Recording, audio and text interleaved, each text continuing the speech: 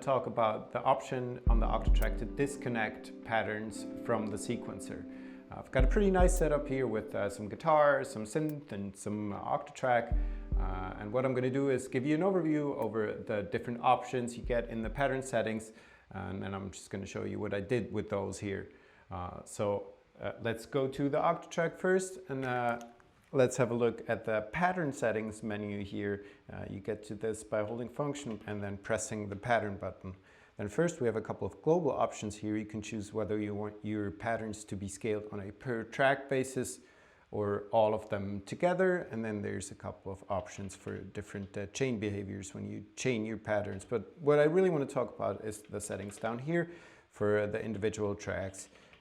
You can pick the track you want to adjust those for by using the up and down arrow keys here, and then by pressing the right arrow key here. For example, I can adjust the settings just for track 1. Now, normally a pattern just starts playing whenever I press the play button on the Octatrack. You can see here this triangle tells me that track 1 is now playing. But like I said, we can disconnect patterns from the sequencer, and you do this by moving down here to this place free option, and then we engage the check mark here. And now when I start the sequencer, track 1 does not start playing. I would have to manually trigger the playback of track 1. You could also see that once I engage the place free option, we can adjust the things down here. Without this engaged, those are not available. Maybe a word first now how you can trigger this track 1 once it's set to place free. You do this by pressing this 1 button, and now it's playing. Maybe let me demonstrate this with something that has actually some sound in it, so it's a bit easier to understand what's happening. On track 3, I have this texture thing going. And now let's go back to the pattern setting so I can show you what the different things do here. Let me stop this for a second. One-shot track means the pattern is just going to play once and then it's going to stop. So let's do this. I'm going to start the pattern, which is going to be 2 bars long, and then it stops. With this not engaged, the pattern will loop endlessly. Then there's the trig mode. Here we have 3 options. 1, 1, 2, and hold. 1 means I just press the trigger button and then the pattern starts playing. And when it's not set to one-shot track, it'll just keep playing forever. So no way for me to stop this other than stopping the sequencer. Then 1, 2 works in a similar way, but this gives me the option to stop the playback. So I can press the trig button to start the playback, press it again to stop the playback. And then 3 is hold. This means the pattern will keep playing for as long as I keep holding the button. And then there's a trigger quantization option. This means it will quantize my triggering of the pattern. So whenever I press the trigger here, it will wait until the next 16th note to play the pattern. And it's probably easier to hear when I set this to maybe a bar. And I'm going to set the trig mode back to 1, 2. And the sequencer is already running. So when I press the trigger now, we will have to wait until the beginning of the next bar for the pattern to actually start playing. And there it is.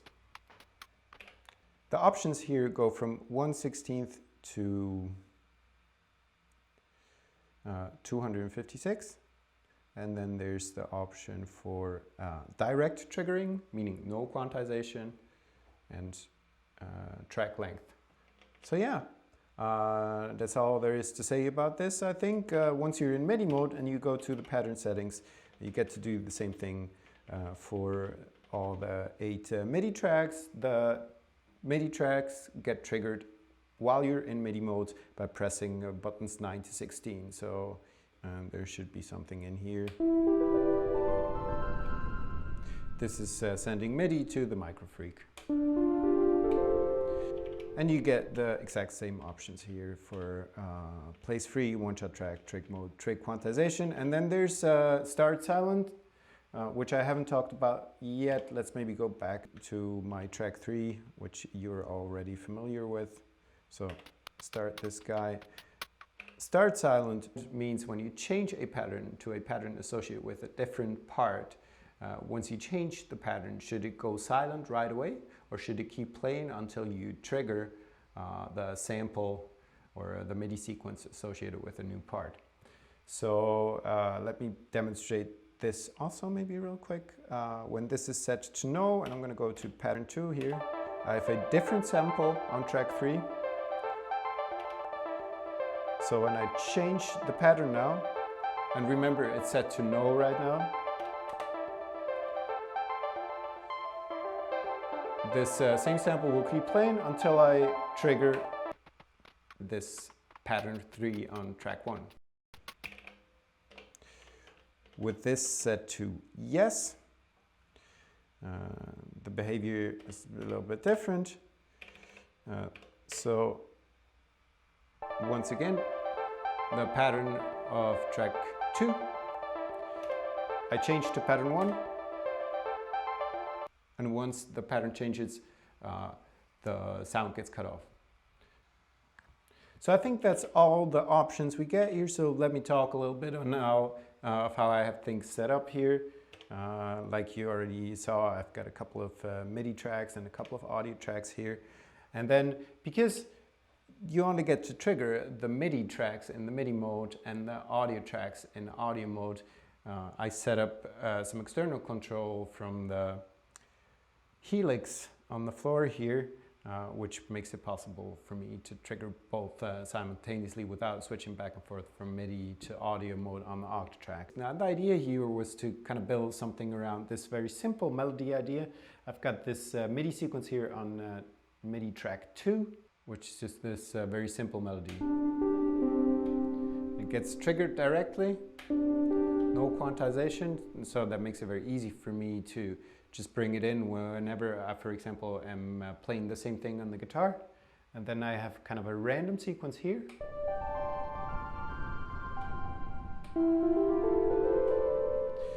Those are both set to hold.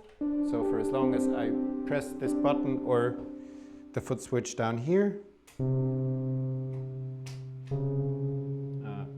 this does not work while I'm in MIDI mode. Yeah, that's the important thing to keep in mind. Once you're in MIDI mode and you're sending MIDI note messages that you want to send to control the Octatrack, when you're in MIDI mode, those get routed to the active track. So this will just play the actual note. But when I go back out of MIDI mode, this will trigger MIDI track 1, like I labeled here on the helix. And this track 2.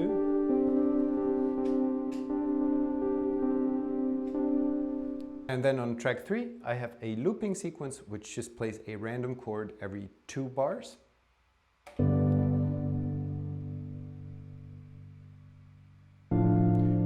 With the trig mode set to 1, 2, so I can turn it on and off. So when I press this button again, it will stop. And then on track 4, I have also a random chord, but triggered manually.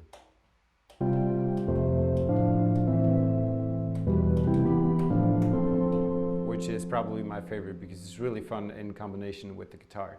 Let me maybe show you. I could, this is the guy down here, MIDI track 4. Again, go out of MIDI mode, or it's not going to work. It's really fun because I can play a melody on the guitar and just every once in a while throw in a chord.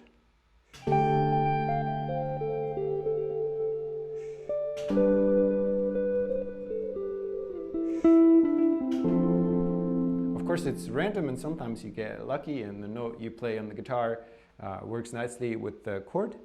But sometimes not, and you have to figure something out. Also, I think it's kind of a cool ear training exercise to really get familiar with how these chords sound. They're diatonic chords, they're quantized. It's just one of the 7 chords of a C major scale. Another fun thing is to play them simultaneously, the guitar and the chords, until you reach a chord that sounds nice. So in fast succession. Oh, wrong note.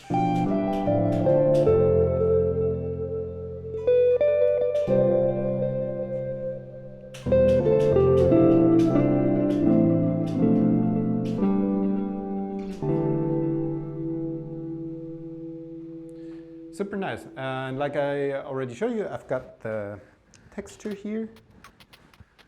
I'm sending some MIDI CC also from the Helix with the pedal to the crossfader. So this does the same thing as this.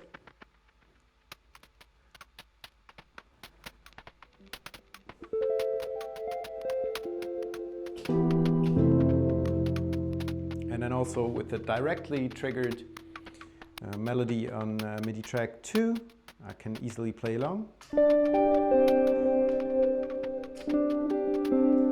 I can play chords on the guitar and have the synth, the microfreak here, play the melody.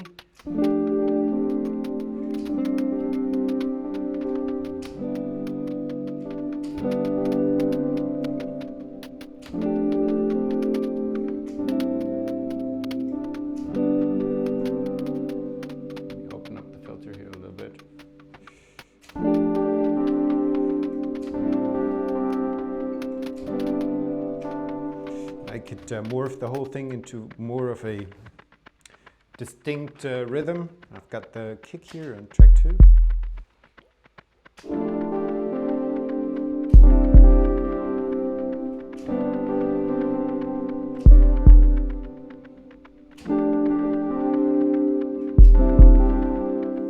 And then to make things a bit easier, here on track 5, there's a backbeat, the first backbeat of a bar, which is mainly here for me for orientation. As you can hear, things are really messy now and do not line up at all. This is because I did not turn on the sequencer. So now my percussion, backbeat and kick should all line up.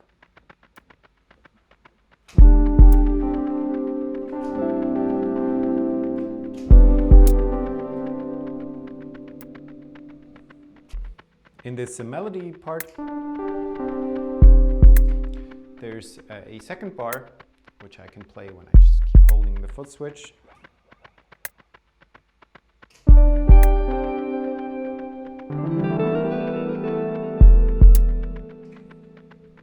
Not my favorite, but it's nice that it's there. And then the random thing here, I found works nicely when I also play busier stuff on the guitar.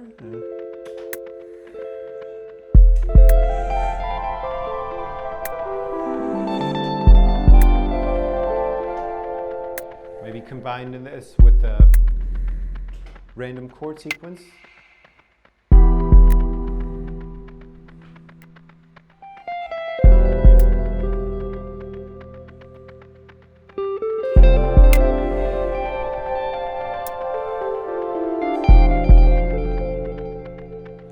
Also have the chords playing, the quantized chord thing, and add some more chords in between.